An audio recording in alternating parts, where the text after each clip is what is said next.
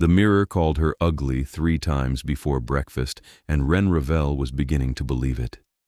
She stood in her workroom at the back of the conservation studio, still wearing yesterday's clothes, staring at the ornate frame she had uncrated 72 hours ago. The glass itself was flawless, which made no sense. Antique mirrors always showed their age in silvering loss, foxing, black spots where moisture had crept behind the backing.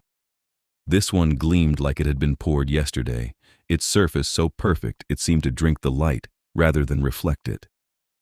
"Hideous," the mirror whispered, and Wren flinched even though she had heard it a dozen times already. The voice was not hers. It sounded like silk tearing, like something ancient and amused. "Look at that nose, those eyes, that mouth. Hideous." Her reflection stared back, except it was not quite her reflection anymore. The face in the glass had grown softer around the edges, blurred, like a photograph left too long in the sun. She could still recognize herself, but barely. The sharpness of her cheekbones had dulled. The particular brown of her eyes had faded to something generic, forgettable. Wren pressed her palms against the work table, breathing carefully. She was a glass conservator, trained at the Institute, published in 3 journals before she turned 25. She restored museum pieces, cathedral windows, irreplaceable artifacts. She did not believe in cursed objects, except the mirror had arrived with no accession records, no provenance documentation, no client name. Just a wire transfer for $30,000 and a typed note that said, "Restore to original condition. Someone will collect it." She had assumed it was a private buyer who valued discretion. Now she wondered if she had made a terrible mistake. The studio door chimed. Wren jumped, then forced herself to walk calmly through to the front room. Probably a walk-in client, someone who needed a picture frame repaired or a cabinet door replaced. Normal work, normal people. Her mother stood in the doorway. Wren stopped. "Mom?" Diane Ravelle looked past her, frowning slightly. "I'm sorry, is the owner available? I'm looking for my daughter. She works here." The floor seemed to tilt. Wren grabbed the edge of the counter. "Mom, it's me, Wren." Her mother's expression stayed polite, distant. "I don't think so, dear. My daughter has darker hair, and her eyes are different. Are you new?" "I've worked here for 6 years," Wren said, and her voice came out too high, too desperate. "Mom, please. You drove me to my first day. You helped me sign the lease." Diane's frown deepened, but it was the frown of someone trying to place a stranger's face, not the concern of a mother confronted with her daughter's distress. "I'm sorry, you must be confused.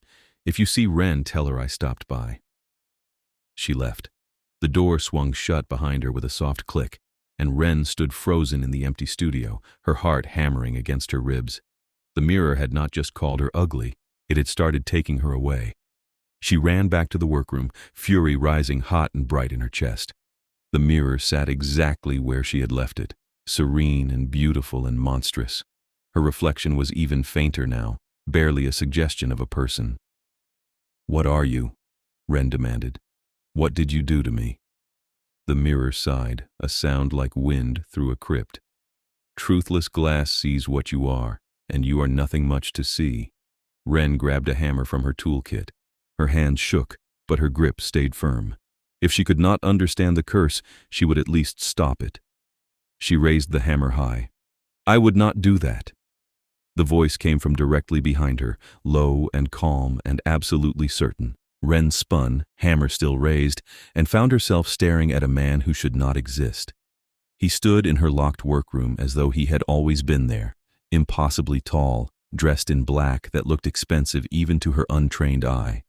His skin was pale, not the pale of someone who avoided the sun, but the white of marble, of snow, of things that had never seen warmth. His hair fell past his shoulders, pure white silver, and his eyes were the color of winter storms, gray shot through with something that might have been blue in different light. He looked at her the way a wolf might look at something small and lost, with a mixture of assessment and unwanted pity. "Who are you?" Wren managed. "How did you get in here?" "My name is Gideon Xanthus," he said. "And that mirror is mine." Wren tightened her grip on the hammer. You sent it to me. No. He moved forward, and it was not walking so much as gliding, utterly silent. It was stolen from me a very long time ago. I have been searching for it ever since. 3 days ago, I felt it wake. I came as quickly as I could. He stopped just outside her reach, studying her face with an intensity that made her skin prickle. His gaze traced her features slowly, methodically, like he was memorizing every detail. You have looked into it, he said. It was not a question. It called me ugly, Wren said, and hated how small her voice sounded. Then my mother came and she did not recognize me. What is this thing? A truthless glass. Gideon's expression did not change, but something in his tone softened by a fraction.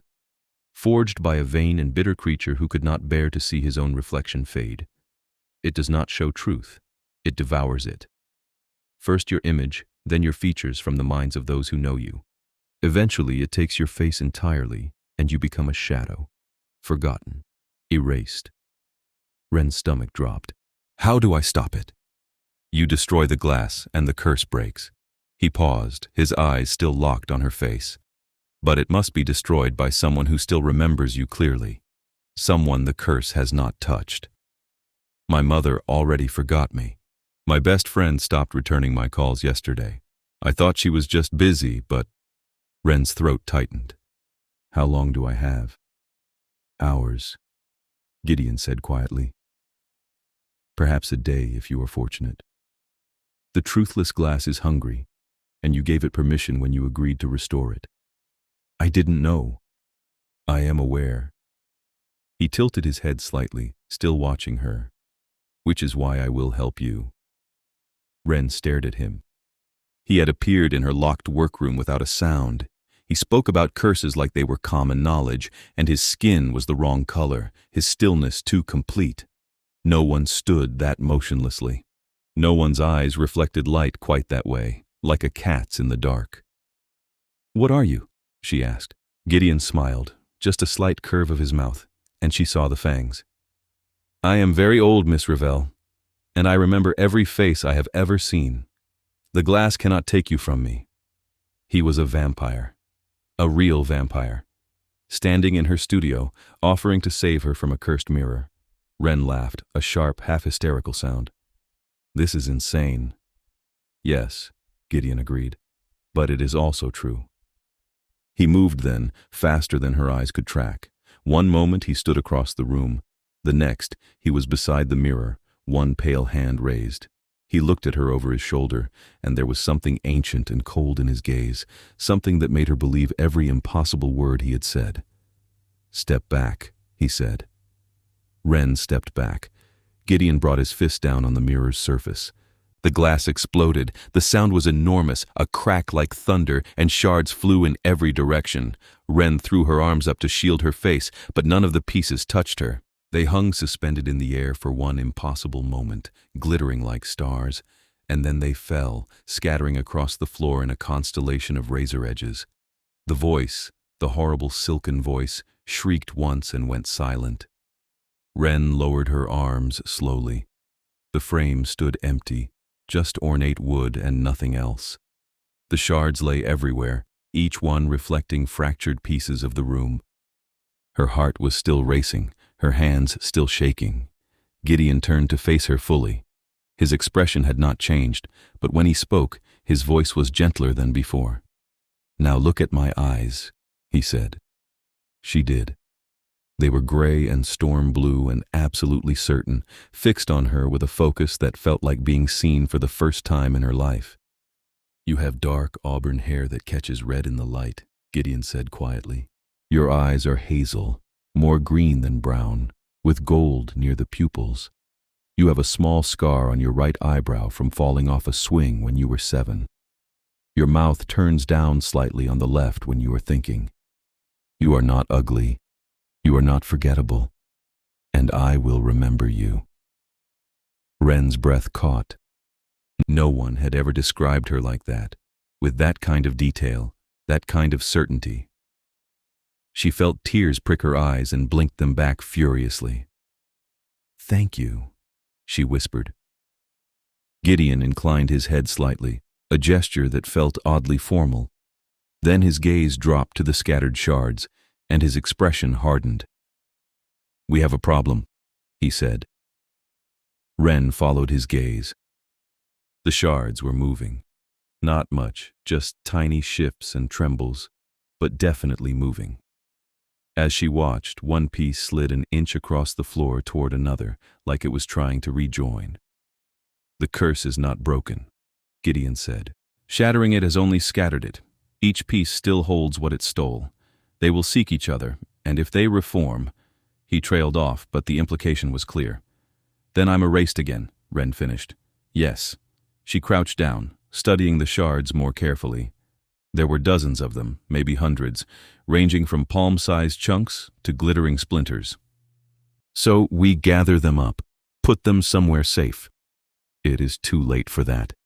Gideon knelt beside her, moving with that same unsettling grace. He picked up one of the larger shards, turning it over in his pale fingers. "Look." Wren looked. The shard reflected not her workroom, but somewhere else entirely. A dim space full of shelves and clutter. A pawn shop, maybe, or a thrift store. "They are already scattering," Gideon said. "The curse wants to survive. It will send the pieces wherever they can hide, wherever they will be found and kept. We must hunt them down before they are lost entirely." "How?" Wren asked, desperation creeping into her voice. "How do we find them all?" Gideon set the shard down carefully. "I can sense them. The glass was mine for a very long time. I know its signature, its resonance. But it will take time, and you do not have much time. Then we start now." Wren pushed to her feet. "Where's the closest piece?" He looked up at her, something that might have been approval flickering in his eyes. "You are not afraid." "I'm terrified," Wren corrected. "But I'm also being erased from existence, so fear can wait. Where do we start?" Gideon stood, and again that movement was too smooth, too fast. "The docks. There is a warehouse that deals in salvage and curiosities. A shard has found its way there already." "How is that possible? You just broke it." "The truthless glass does not obey the rules you are accustomed to," Gideon said. "It is very old and very cruel, and it has had centuries to learn how to survive. Come." He held out his hand. Wren hesitated for only a moment, then took it. His skin was cold, smooth as polished stone, and his grip was careful, like he was very aware of how easily he could break her.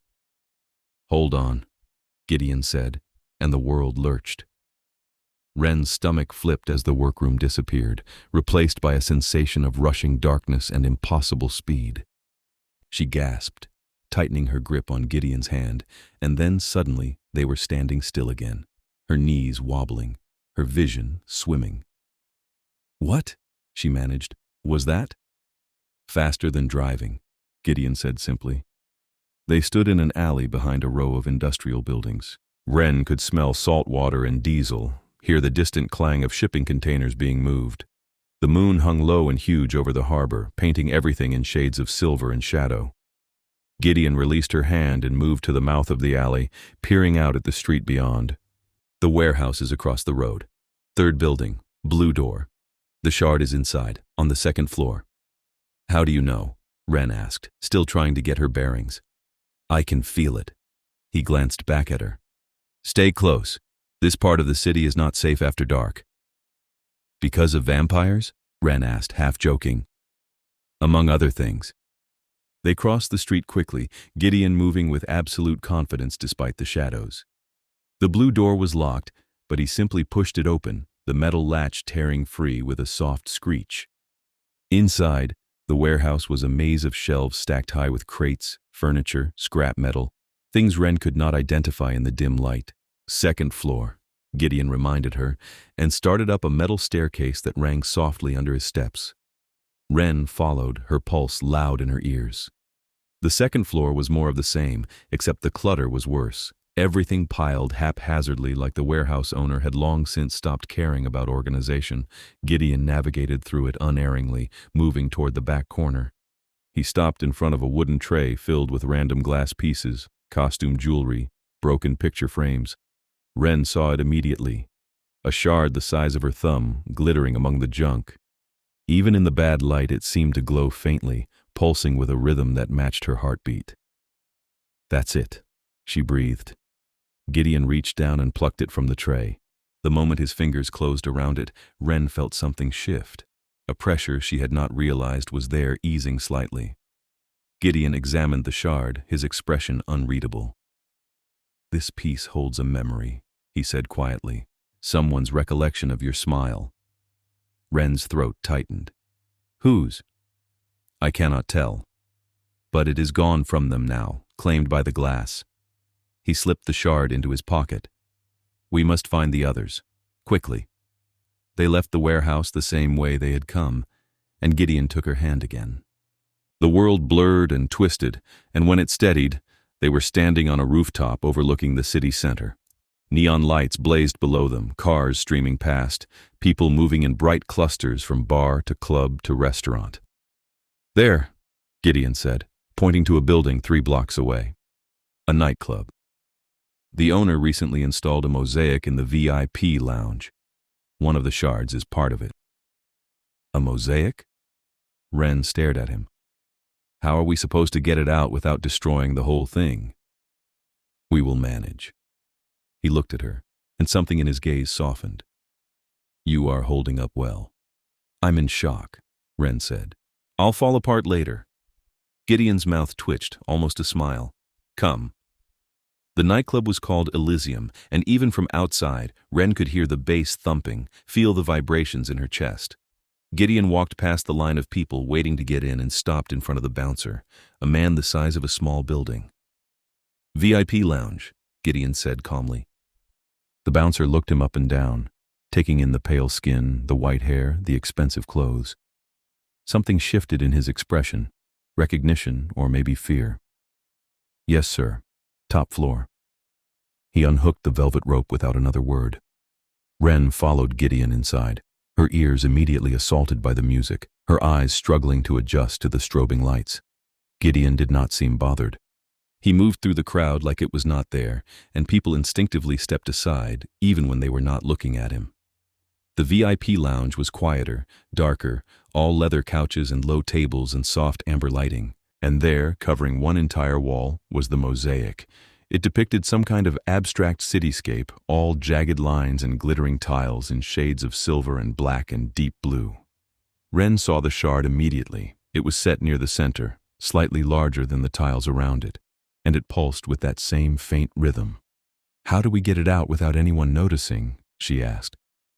Gideon walked up to the wall and pressed his fingers against the tiles surrounding the shard. They cracked under his touch, the grout crumbling. He pulled the shard free carefully, leaving a small gap in the mosaic that could have been an intentional design choice. "There," he said, slipping the piece into his pocket with the first. 2. A woman appeared in the doorway, tall and elegant in a black dress that probably cost more than Wren's car. She looked at Gideon, and her eyes went wide. "Lord Xanthus," she said, and there was real fear in her voice. "I did not know you were in the city." "Cassandra," Gideon said, his tone cool. "I am collecting something that belongs to me. We will be gone momentarily." "Of course," Cassandra said quickly. "Anything you need."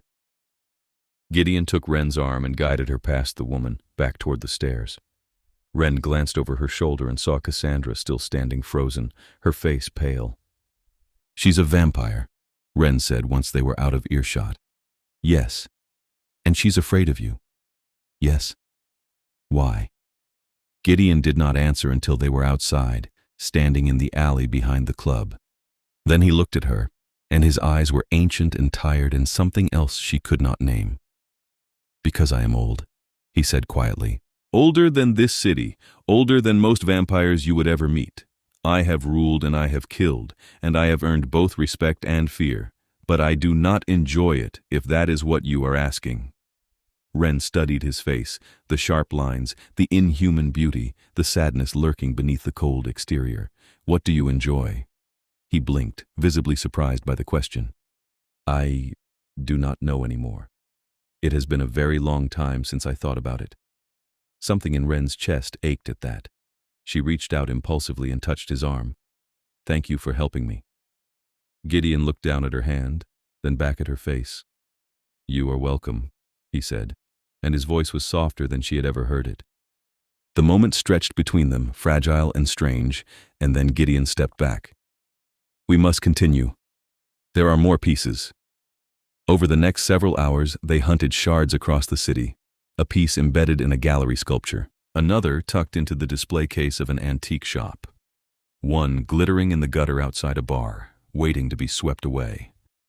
Each time Gideon found them unerringly, and each time he pocketed the shard carefully, his expression growing grimmer.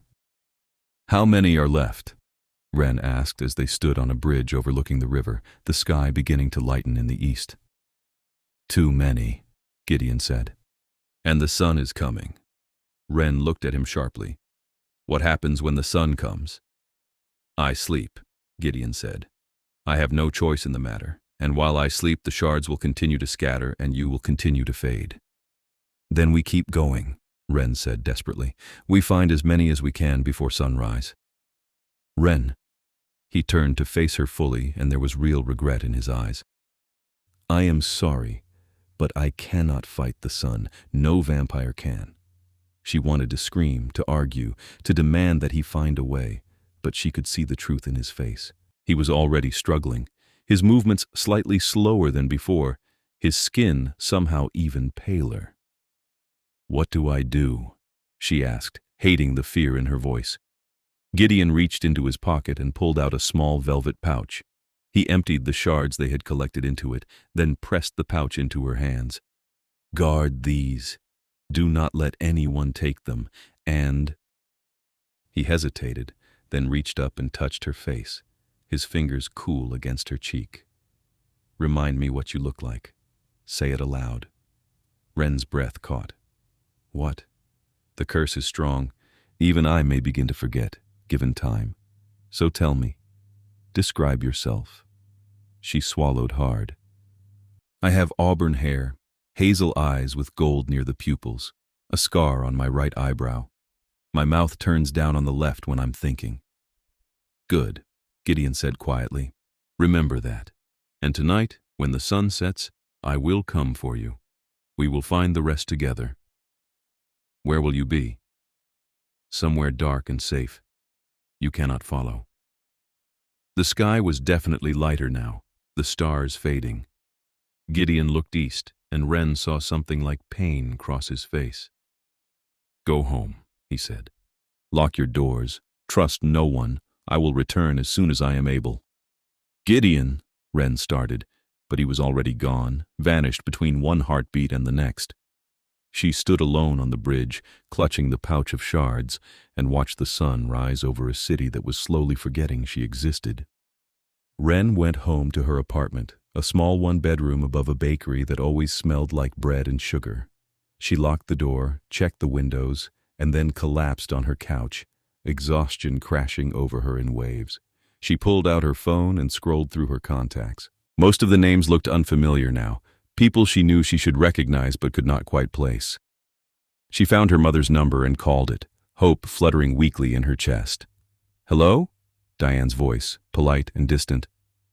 Mom, it's Wren. A pause. I'm sorry. I think you have the wrong number. No, The line went dead. Wren lowered the phone slowly, staring at it. Her own mother. Gone. She wanted to cry, but the tears would not come. Instead, she felt numb, hollowed out, like the curse was eating her from the inside. She looked down at the pouch of shards in her lap. They pulsed gently, each one holding a stolen piece of her. Gideon had said he would remember, that he would come back. She had to believe him. Wren forced herself to stand, to move.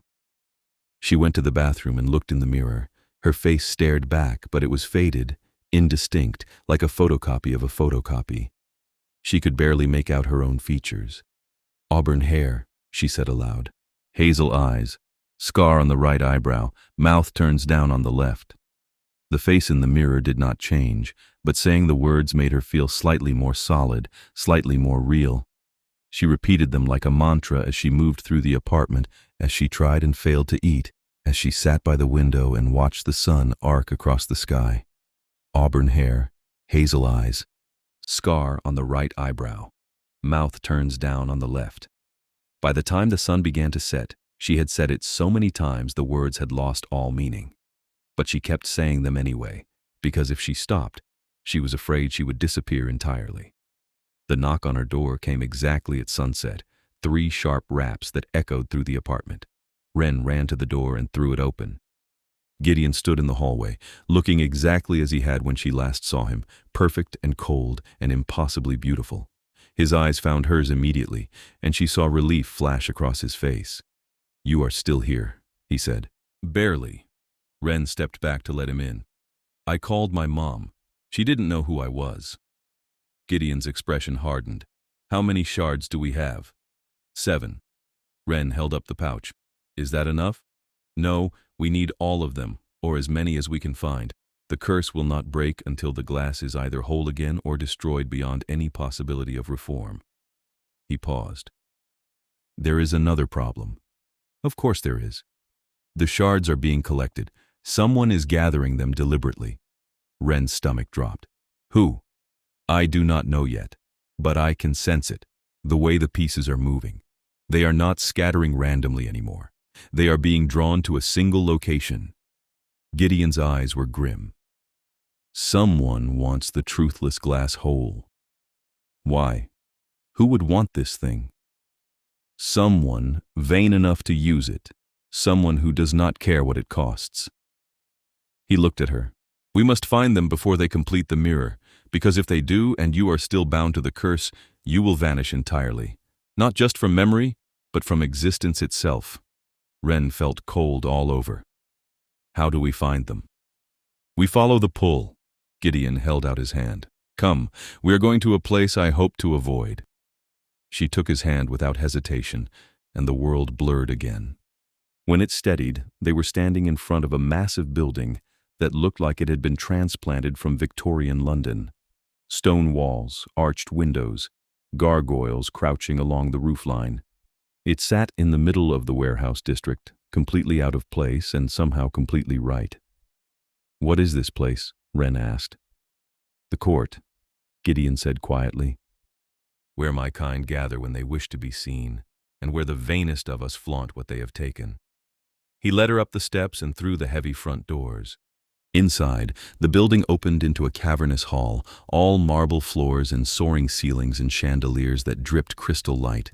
Vampires moved through the space in clusters, talking in low voices, their pale skin and elegant clothes making them look like something from a dream or a nightmare. They all turned to look when Gideon entered. Silence rippled outward from him like a stone dropped in still water. "Lord Xanthus," someone said, and the title carried weight, respect, fear. Gideon ignored them all. He walked straight through the hall toward a staircase at the far end, Wren hurrying to keep up. People stepped aside for him, bowing slightly, and Wren realized with a jolt that he was not just old. He was royalty. "You're a king," she said quietly. "I was," Gideon corrected. "A very long time ago. I abdicated, but titles have a way of clinging." They climbed the staircase to the 2nd floor, then the 3rd, the sounds of the hall fading behind them. Finally, Gideon stopped in front of a door carved with intricate patterns, birds and flowers and thorns all tangled together. "Who lives here?" Wren asked. "Someone who has always been obsessed with beauty," Gideon said. "Someone who would absolutely covet a mirror that could steal it." He pushed the door open without knocking. The room beyond was a shrine to vanity. Mirrors covered every wall, each one ornate and glittering. A huge canopy bed dominated the center, draped in silk, and sitting at a vanity table, admiring his own reflection, was a vampire who looked like he had stepped out of a Renaissance painting. He had white blonde hair that fell in perfect waves, skin like porcelain, eyes the color of violets. He was beautiful in a way that seemed almost unreal, too perfect to be natural. He turned when they entered, and his smile was radiant, and utterly false. "Gideon," he said, "what a surprise." "Lucien," Gideon said, and his voice was ice. "Where are the shards?" Lucien's smile widened. "I have no idea what you mean." "The truthless glass. You are collecting it. Where is it?" "Oh, that old thing?" Lucien stood, moving with exaggerated grace. "I might have a few pieces. They are quite beautiful, are they not? I have been setting them into a new frame, something more suited to my tastes." "Give them to me," Gideon said flatly. "Why would I do that?" Lucien's gaze shifted to Wren, and his eyes narrowed. "Is this about the girl? Oh, Gideon, have you grown sentimental in your old age?" "The glass is mine," Gideon said. "It was stolen from me. I am reclaiming it." "Was it yours?" Lucien tilted his head. "I seem to recall you had a beautiful reflection once, but you lost it, did you not? Looked into the truthless glass yourself, centuries ago, and it took what made you vain. Now you cast no reflection at all. None of us do, but you." He smiled cruelly, mild. "You remember what you lost." Gideon's expression did not change, but Wren saw his hands curl into fists at his sides. "That is why you kept the glass," Lucien continued, "even after it took from you. You could not bear to destroy it, because destroying it would mean accepting that your reflection was truly gone. How deliciously tragic." "Lucien," Gideon said, his voice dangerously soft, "give me the shards. Now. Make me." The air in the room seemed to drop 10 degrees. Gideon moved, faster than Wren could see, and suddenly he had Lucien pinned against the wall, one hand around his throat. Lucien gasped, his perfect face twisting with shock and fear. "I am older than you," Gideon said quietly, "stronger than you, and I have very little patience left. The shards. Now." Lucien clawed at Gideon's hand, his violet eyes wide. "The vanity," he choked out. "Top drawer." Gideon released him, and Lucien crumpled, coughing. Wren ran to the vanity and yanked open the top drawer. Inside, nestled in velvet, were at least 20 shards, each one glowing faintly. "Take them," Gideon said, not looking away from Lucien.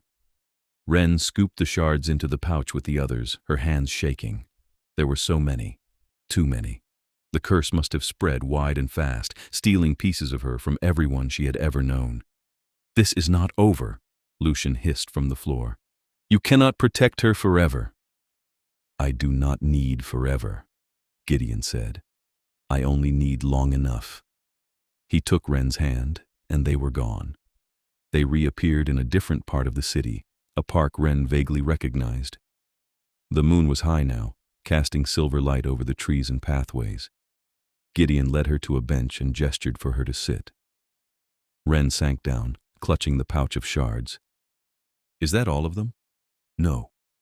Gideon sat beside her, and for the first time since she had met him, he looked tired. "There are still more scattered, but we have most of them now. Enough perhaps to break the curse if we act quickly." "How?" "We must reforge them, not into the original mirror, but into something new. Something that can give back what was taken without perpetuating the curse." He looked at her. "You are a glass conservator. Can you do that?" Wren's mind raced. Reforge glass? It was possible, technically. She would need a kiln, high heat, careful handling, but the curse complicated things. "I don't know," she admitted. "I've never worked with cursed glass before." "You are the only person who can try," Gideon said. "The glass is tied to you now. It will respond to you in ways it would not respond to anyone else. What if I fail? Then we find another way." He reached out and touched her face again, the same gentle gesture as before. "I will not let you vanish, Wren. I swear it." She believed him, which was insane because she had known him less than a day, and he was a vampire, and everything about this situation was impossible. But when he looked at her like that, with that fierce certainty, she believed every word. "Okay," she said. "I'll try." They went back to her studio, and Wren fired up the kiln while Gideon stood watch by the door. She laid out the shards on her work table, counting them. 32 in total. Not all of them, but hopefully enough. "What should I make?" she asked. Gideon considered. Something that reflects without distorting. Something that shows truth instead of lies. "A window," Wren said slowly. "Not a mirror. A window." "Yes." She set to work. The process was painstaking, delicate. She had to heat the shards carefully, coaxing them to melt without shattering further. As they began to soften and merge, she felt the curse resisting, trying to pull the pieces apart. But she pushed back, shaping the molten glass with tools and willpower and desperation. Gideon watched in silence, and every hour he described her. Auburn hair, hazel eyes, scar on the right eyebrow, mouth that turns down on the left when she is thinking. He said it like a prayer, like a promise, and each time he spoke, Wren felt a little more solid, a little more real. It took all night. By the time the sun began to rise, Wren had created a small pane of glass, rectangular and clear, its surface smooth and perfect. It did not glow, it did not pulse, it just sat on the work table, looking like ordinary glass. "Is it done?" Gideon asked. "I think so." Wren reached out and touched it carefully. The glass was cool under her fingers, and when she looked through it, she saw the room beyond, undistorted, true. "It's not a mirror anymore, it's just glass." "Look at your reflection in something else," Gideon said. Wren turned to the window behind her work table, where the early morning light was starting to filter through. Her reflection stared back, and she gasped. Her face was clear, sharp, completely visible. Auburn hair, hazel eyes, the scar on her eyebrow, the crooked tilt of her mouth. She looked like herself again. "It worked," she breathed. Gideon moved to stand beside her, looking at the window. His reflection did not appear. The space where he should have been was empty, just the workroom behind him. He stared at it for a long moment, his expression unreadable. "You lost your reflection to the truthless glass," Wren said quietly. "A long time ago." "Yes." "What did it say to you?" Gideon was silent for a moment. Then, softly, "It told me I was a monster. And when I could not see myself anymore, I started to believe it." Wren's heart clenched. She turned to face him fully. "You saved me. A monster would not have done that." "Perhaps." He looked at her, and there was something raw in his eyes, something vulnerable. "Or perhaps I simply wanted to save someone for once instead of destroying them." Without thinking, Wren reached up and cupped his face in her hands. His skin was cold and smooth, and he went very still, like he had forgotten how to be touched gently. "Thank you," she said, "for remembering me, for not giving up." Gideon's eyes closed briefly, and when they opened again, there was something in them that made her breath catch. "It was not difficult," he said quietly. "You are impossible to forget." The moment stretched between them, fragile and electric, and then Gideon stepped back, breaking the contact. "The sun is up. I must go." "Will I see you again?" Wren asked, and hated how small her voice sounded. "If you wish it," Gideon said. "I do." Something flickered in his expression, surprise, or maybe hope. "Then I will return at sunset. We still have work to do." "Work?" "The shards we collected are not all of them. And there is still the question of who forged the truthless glass in the first place and why." His eyes hardened. "Someone created this curse deliberately. They should answer for it." He left before she could respond, vanishing into the shadows as the sun climbed higher. Wren stood alone in her studio, staring at the pane of glass she had created, and wondered what she had gotten herself into. She spent the day trying to return to normal.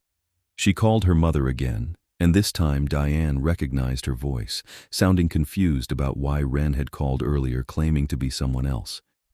She texted her best friend, Mira, and got an immediate response full of gossip and questions about whether Wren wanted to get dinner next week. The curse was broken. She was remembered again, but she could not stop thinking about Gideon, about the sadness in his eyes when he looked at his missing reflection, about the way he had described her so carefully, like she was something precious. When sunset came, she was waiting by the door. The knock came exactly on time, and she opened it to find Gideon standing in the hallway, looking as impossibly beautiful as ever. "Ready?" he asked. "For what?" "To find the one who made the truthless glass." His expression was grim. "I have been thinking about it all day. The mirror was forged centuries ago, but the curse is still active, still spreading. That means the Creator is still alive, still feeding it power. How do we find them? The same way we found the shards. We follow the pull." He held out his hand.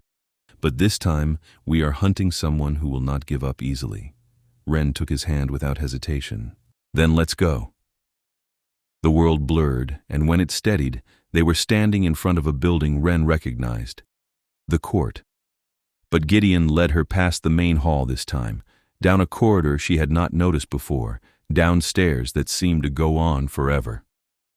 "There are tunnels beneath the city," Gideon explained as they walked. "Old places where vampires gather when they want to hide.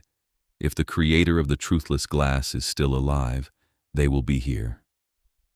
The tunnels were narrow and dark, lit only by occasional flickering torches. Wren stayed close to Gideon, her heart pounding. She could hear things moving in the shadows, whispers and footsteps and sounds she could not identify. Finally, they emerged into a chamber carved out of the bedrock. It was huge, the ceiling lost in darkness, and the walls were covered in mirrors. Hundreds of them, thousands, all glittering in the torchlight. And in the center of the chamber, sitting on a throne made of glass, was Lucien. Except he did not look like himself anymore. His face was different, softer, the nose slightly smaller, the eyes a different shade of violet. As Wren watched, his features shifted again, subtly, like he was wearing a mask made of flesh. "Gideon," Lucien said, and his voice was pleased. "You found me." "You," Gideon said, and there was fury in his voice. "You created the truthless glass." "Guilty," Lucien spread his hands. "I was young and vain and terrified of fading, so I made a mirror that could steal beauty, keep me perfect forever. And it worked. Look at me. I have worn 100 faces, 1,000. I never age, never lose my appeal. I am eternally beautiful."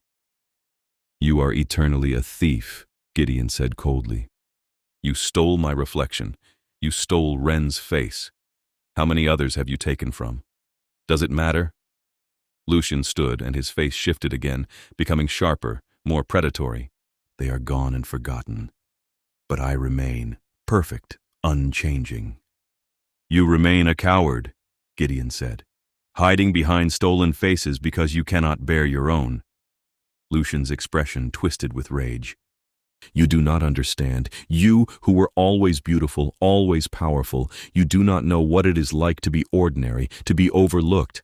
I made myself into something worth seeing." "You made yourself into a monster," Gideon said.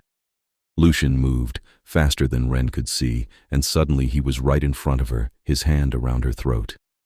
"And what will you do to save her, Gideon? Will you beg? Will you trade yourself?" Gideon went very still. "Let her go." "Make me." "Gideon, don't—" Wren started, but Lucien's grip tightened, cutting off her air. "I will give you a choice," Lucien said, his violet eyes glittering. "Your reflection for hers. I will return what I took from you, and in exchange I will take her. She will join all the others, forgotten and erased." "No," Gideon said immediately. "Then she dies." Wren clawed at Lucien's hand, panic rising in her chest. But Lucien was strong, impossibly strong, and her vision was starting to blur at the edges. "Wait," Gideon said, and there was desperation in his voice now. "Wait, I will trade. Just let her go." "Gideon, no!" Wren gasped, but Lucien released her and she collapsed to the floor, coughing. Lucien smiled, triumphant. "Kneel." Gideon did not move. His jaw was tight, his hands clenched into fists, and Wren could see the war happening behind his eyes. He had said he would never kneel, never submit. But he was going to do it. For her. "Gideon, please," Wren whispered. "Don't." He looked at her, and his eyes were full of regret and something that looked like love. "I am sorry," he said quietly, "but I cannot lose you." He started to kneel. Wren moved without thinking. She grabbed the pane of glass she had forged from her bag, the one she had brought with her without really knowing why, and hurled it at Lucian with all her strength. It hit him in the chest and shattered, and as it broke, light exploded outward, brilliant and blinding. Wren threw her arms up to shield her eyes, heard Lucien scream, and then suddenly, everything went silent. When she lowered her arms, Lucien was on the floor, writhing. His face was shifting rapidly, cycling through dozens of different features, none of them staying for more than a second. He was losing control of the stolen beauty, the curse unraveling. "What did you do?" he shrieked. "I made a window," Wren said, her voice shaking. "Not a mirror, a window that shows truth. And the truth is that you are nothing but a thief." The glass shards from the window were dissolving, turning to dust, and as they did, the mirrors on the walls began to crack. One by one they shattered, each one releasing a burst of light. Wren saw faces in the light, dozens of them, hundreds, all the people Lucian had stolen from over the centuries. They flickered and vanished, reclaimed.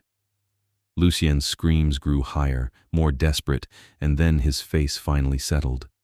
It was plain, forgettable, the face of someone who would disappear in a crowd. His real face, the one he had been born with. He stared at his hands, at his reflection in the shards scattered around him, and started to sob. Gideon moved to Wren's side, pulling her to her feet. "Are you hurt?" "No." She looked up at him. "Are you?" "No."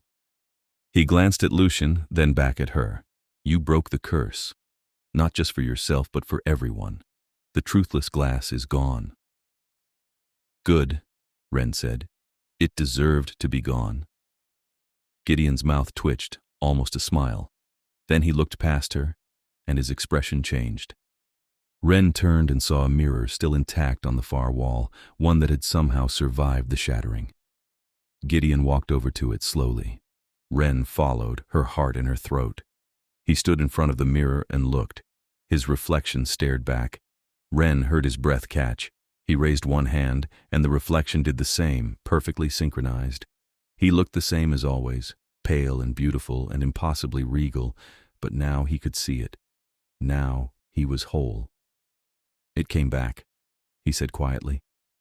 "The window gave back what was taken," Wren said. "All of it." Gideon stared at his reflection for a long moment. Then he turned to her, and there were tears in his eyes, actual tears, and Wren realized she had never seen him cry before. "Thank you," he said, his voice rough. Wren stepped forward and wrapped her arms around him. He went rigid with surprise, then slowly, carefully, his arms came up to hold her back. His grip was gentle, but there was desperation in it, like he was afraid she might vanish. "You saved me first," Wren said into his chest. "I just returned the favor." They stood like that for a long time, holding each other in a chamber full of broken glass and fading light. Behind them, Lucien continued to weep, but neither of them paid him any attention. He was not worth it. Finally, Gideon pulled back, just enough to look down at her. "What happens now?" "I don't know," Wren admitted. "What do you want to happen?" He cupped her face in his hands, his touch careful, reverent. "I want to know you. Not just remember your face, but know you. Your thoughts, your dreams, the way you take your coffee. I want—" He trailed off, something like fear flickering in his eyes. "I want more than I have allowed myself to want in a very long time." Wren's breath caught. "I want that too. I am a vampire," Gideon said quietly. "I am old and cold, and I have done terrible things. I cannot give you a normal life." "I don't want normal," Wren said. "I want you." He stared at her for a moment, searching her face, and then he kissed her. It was gentle at first, tentative, like he was afraid of breaking her. But when she kissed him back, threading her fingers through his white hair, pulling him closer, he deepened the kiss, and there was nothing cold about him anymore. When they finally pulled apart, both of them were breathing hard. Gideon rested his forehead against hers, his eyes closed. "I do not deserve you," he said. "Probably not," Wren agreed. "But you have me anyway." He laughed, a real laugh, surprised and delighted, and the sound made something in Wren's chest glow warm and bright. They left the chamber together, leaving Lucian to his misery. As they climbed the stairs back to the surface, Gideon took her hand, and Wren realized that for the first time since the mirror had called her ugly, she felt beautiful. Not because of how she looked, but because of how Gideon looked at her, like she was the only thing in the world worth seeing. The weeks that followed were strange and wonderful. Wren returned to her work at the studio, restoring glass and taking commissions, and Gideon visited her every night after sunset. They talked for hours about everything and nothing. He told her stories about the centuries he had lived, the places he had seen, the things he regretted and the things he cherished. She told him about her childhood, her work, her dreams. They went on dates, if you could call them that, midnight walks through the city, late dinners at restaurants that stayed open past midnight. Once, Gideon took her to the roof of the tallest building in the city, and they watched the stars together, his arm around her shoulders, her head on his chest. "I never thought I would feel this way again," Gideon said quietly one night as they sat on her couch, her legs draped over his lap. "I thought I had forgotten how." "How what?" Wren asked. "How to hope."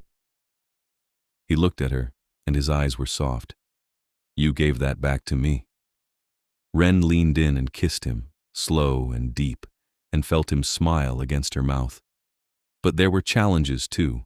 Gideon's world was dangerous, full of politics and power struggles and vampires who did not appreciate their former king taking a human lover. Wren was threatened once by a vampire who thought she was a weakness to exploit. Gideon dealt with it swiftly and brutally, and the vampire was never seen again. "I will not let anyone hurt you," Gideon said afterward, his voice hard. "Ever." "I know," Wren said, and she did. She had never felt safer than when she was with him. 6 months after they met, Gideon asked her a question. They were in her apartment, curled up together in bed, the curtains drawn against the coming sunrise. Gideon had started spending his days there, sleeping in her room where it was dark and safe, and Wren had grown accustomed to waking up with him beside her, cold and still as a statue, until the sun set and he came alive again. "Wren," he said quietly, his fingers tracing patterns on her arm, "I need to ask you something." "Okay. Do you want to grow old?" Wren went still. She had known this conversation was coming, had thought about it obsessively over the past few months, but hearing the question aloud still made her heart race. "What are you asking?" she said carefully. "I am asking if you want to stay human, if you want to live a normal lifespan, grow old, die, or," he hesitated, "or if you would consider becoming like me." Wren turned to look at him. His eyes were serious, uncertain, and she realized he was genuinely afraid of her answer. "If I became a vampire," she said slowly, "what would that mean?" "It would mean eternity," Gideon said, "or as close to it as anything can be. It would mean never seeing the sun again, living on blood, watching the world change around you while you stay the same. It would mean—" He swallowed. "It would mean I could keep you, forever." "Is that what you want?" Wren asked. "Yes." The word came out fierce, certain. "I know it is selfish. I know I should tell you to live your life, grow old, be happy. But I do not want to lose you, Wren. I have lost too much already." Wren thought about it. She thought about her life, her work, the sunlight streaming through her studio windows in the morning. She thought about her mother, her friends, the human connections she had built over 28 years. Then she thought about Gideon, about the way he looked at her, the way he held her, the way he described her every night like she was a poem he had memorized, about eternity spent in his arms, exploring the world together, never running out of time. "I want to stay with you," she said. Gideon's breath caught. "Are you certain?" "Yes." Wren cupped his face in her hands. "I have never been more certain of anything. Turn me." "Not yet," Gideon said, and at her confused look he explained. "You should have time to say goodbye, to prepare. This is not a decision to make lightly." "I'm not making it lightly," Wren protested. "I know, but humor me. Take a month. Make sure. And if you still want this, I will give it to you." He kissed her forehead gently. "I will give you anything you ask for." Wren spent the next month thinking, planning, saying quiet goodbyes to the life she was leaving behind. She told her mother she was moving abroad for work, which was close enough to the truth. She sold the studio to her assistant, a young woman who had been training under her for 2 years. She wrapped up her commissions, finished her projects, tied off all the loose ends, and every night, Gideon was there, patient and loving and absolutely certain. On the last night of the month, Wren woke him at sunset and said, "I'm ready." Gideon sat up slowly, his eyes searching hers. "You are sure?" "Completely." He took her hand and led her to the bedroom, where he had set up candles and soft blankets, making the space as comfortable as possible. He sat on the edge of the bed and pulled her into his lap, cradling her gently. "This will hurt," he warned, "and there will be a period of transition where your body changes.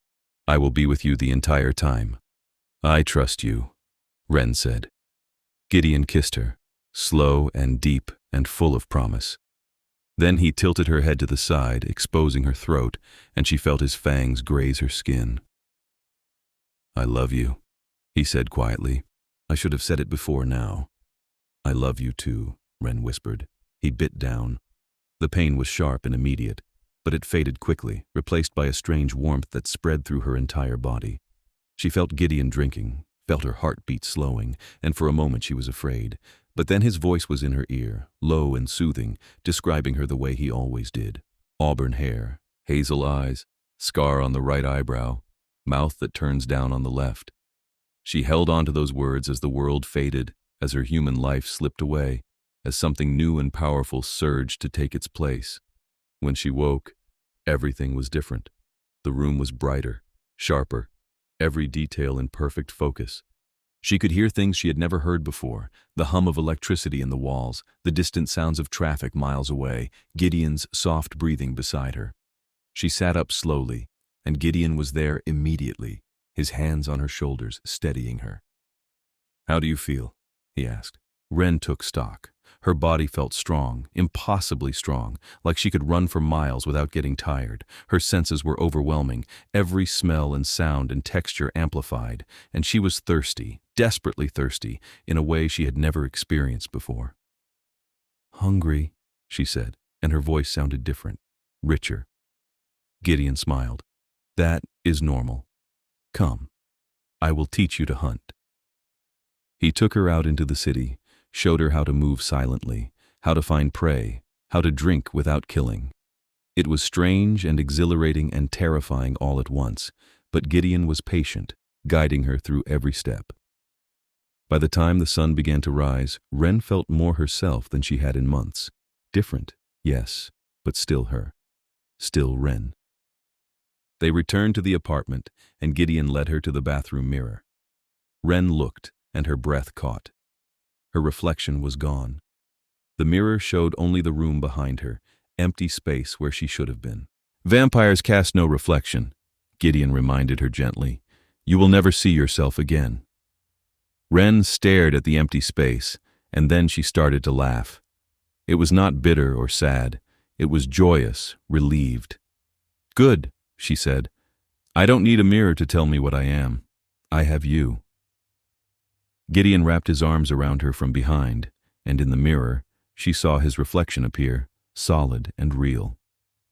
He rested his chin on her shoulder, and even though she could not see herself, she could see the way he looked at the space where she stood, like she was the most beautiful thing in the world. "Always," he said, "for as long as you want me." "Forever then," Wren said. They stayed like that for a long time, holding each other as the sun rose outside, safe in the darkness they had chosen together. Years passed, decades. Wren and Gideon traveled the world, saw things she had only dreamed of, lived a life that felt like a fairy tale. They returned to the city often, to the court, where Gideon reclaimed his place as king, and Wren stood beside him as his queen. The other vampires learned quickly to respect her. She was not just Gideon's lover. She was his equal, sharp and clever and unafraid. Together they reshaped the court, made it less about vanity and power, more about community and honor. Lucian was exiled, sent away to live out his immortality alone, forgotten. Wren heard he was last seen wandering Europe, still wearing his plain face, still searching for beauty that would never belong to him again. She did not pity him. One night, a century after her turning, Wren and Gideon attended a summer night market in the city. It was a tradition they had started decades ago, walking among the humans, remembering what it was like to be part of the warm, breathing world. They moved through the crowd hand in hand, stopping to admire handmade crafts, to listen to street musicians, to taste food they no longer needed but still enjoyed. A young woman approached them, smiling. "Wren? Wren Ravelle?" Wren turned, surprised. The woman looked vaguely familiar, but Wren could not place her. "I'm sorry," Wren said carefully. "Have we met?" "You restored a stained glass window for my grandmother years ago," the woman said. "She passed recently, but she always talked about you. Said you were the best conservator she ever met. I just wanted to say thank you." Wren felt something warm bloom in her chest. "That's very kind. What was your grandmother's name?" They talked for a few minutes, and when the woman left, Wren turned to Gideon with tears in her eyes. "She remembered me," she said. "Of course she did," Gideon said, smiling. "You are unforgettable." Wren laughed and kissed him, right there in the middle of the market, surrounded by people and lights and life. When they pulled apart, she noticed a street vendor selling mirrors nearby, all shapes and sizes, glittering in the lantern light. She walked over and looked at them, at the ornate frames and polished glass. None of them showed her reflection, but she did not mind. She had learned a long time ago that she did not need a mirror to know who she was. "See something you like?" the vendor asked. "No," Wren said, smiling. "I have everything I need."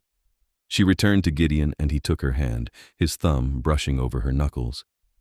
They walked through the market together as the night deepened. Two immortal creatures pretending to be human for a little while, and Wren had never been happier. The curse that had once tried to erase her was long gone, destroyed and forgotten. But the love it had inadvertently led her to was eternal, bright and unbreakable. And in the end, that was all that mattered. 50 years later, on a night when the moon was full and the city glowed with electric light, Gideon and Wren stood on the balcony of their home, looking out over the skyline. The court had grown under their leadership, become a place of art and scholarship, where vampires came to learn and create rather than scheme and destroy. "Do you ever regret it?" Gideon asked quietly. "Giving up the sun?" Wren leaned into him, his arm coming around her automatically. "Never. Do you regret saving me?" "Not for a single moment." She tilted her head up to look at him. Even after a century and a half together, his beauty still took her breath away. But it was not just his appearance that captivated her. It was the kindness in his eyes, the gentleness in his touch, the way he loved her completely and without reservation. "Tell me what I look like," she said, the old ritual from their early days. Gideon smiled, that rare, genuine smile he only ever gave her. "You have auburn hair that catches red in the moonlight. Your eyes are hazel, more green than brown, with gold near the pupils. You have a scar on your right eyebrow from falling off a swing when you were 7. Your mouth turns down slightly on the left when you are thinking."